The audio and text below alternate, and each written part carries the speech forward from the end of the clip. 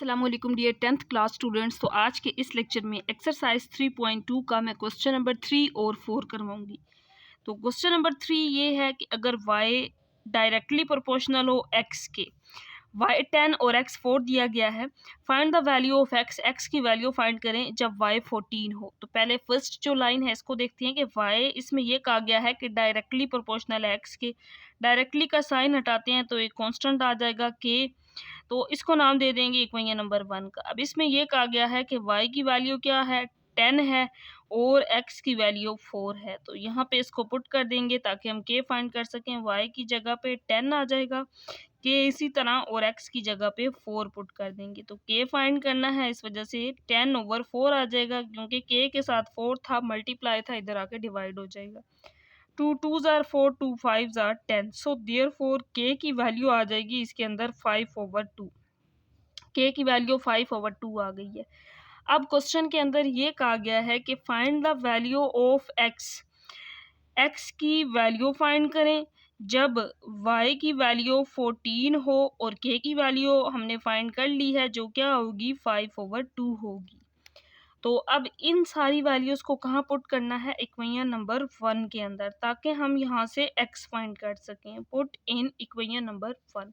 तो equation number 1 ये है y is equal to K x. तो यहाँ पे अब वैल्यूज़ पुट कर देंगे ताकि हम x फाइंड कर सकें। y की जगह पे 14 आ जाएगा, k की वैल्यू फाइंड कर ली हुई है 5/2, x इसी तरह यहाँ पे आ जाएगा। क्योंकि अब x फाइंड करना है तो क्रॉस मल्टीप्लाई कर देंगे। 2 × 14 इज इक्वल टू 5x आ जाएगा। 14 को 2 से मल्टीप्लाई कर देंगे, 28 इज इक्वल टू 5x।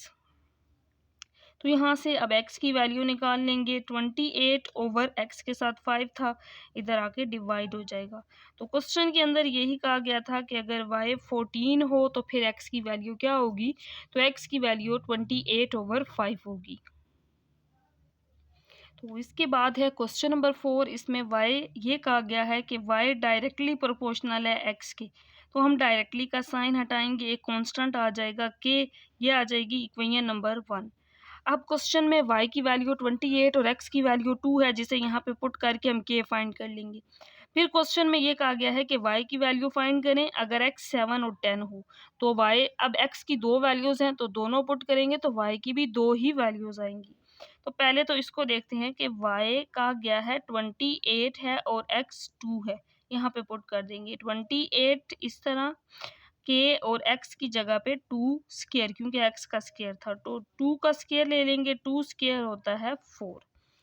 तो यहाँ से अब k की वैल्यू निकाल लेंगे, k के साथ 4 है, इस साइड पे डिवाइड हो जाएगा 28/4, 7s are 28 होता है,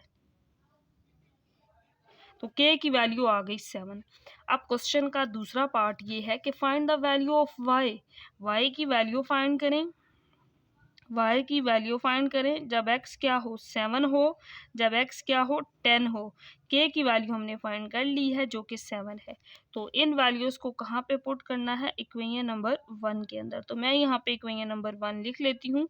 ये थी equation number 1, y is equal to K X square, y is equal to K X square. तो यहाँ पे पहले मैं x इज इक्वल टू 7, बल्कि इकट्ठा ही यहाँ पे सोल्व इस तरीके से कर लेंगे। यहाँ पे k पुट करेंगे 7 और x पहले 10 पुट कर लेते हैं। k 7 ही रहेगा और x की दूसरी वैल्यू जो है वो क्या है, x की दूसरी पहली 10 पुट कर लिया तो फिर 7 कर लेते हैं, क्योंकि 10 और 7 दो वैल्यूज़ थी। x 10 पुट करेंगे और x 7 पुट कर लेंगे इक्वेशन नंबर 1 के अंदर। तो पहले इसको सोल्व करते हैं, y फाइंड करते हैं जब k 7 हो और x 10 हो। तो क्योंकि x का स्क्वायर था इस वजह से 10 का स्क्वायर, तो 10 का स्क्वायर होता है 100, 100 700। तो y की तो वैल्यू 700 आ गई जब x क्या था, 10 था। ये इसका आंसर आ गया। जब x 7 हो तो फिर y क्या आएगा, y is equal to K X square है, k की वैल्यू 7 और x यानी कि 7 का स्क्वायर। तो 7 का स्क्वायर होता है 49 और 49 7s are 343 होता है। इसका मतलब है जब x 7 था तो y कितना आया, 343 आया। तो सोल्यूशन में इसको इस तरह से भी लिख सकते हैं, जब x 10 था तो y 700 बना, जब x 7 था तो y 343 बना। ये इसका आंसर होगा।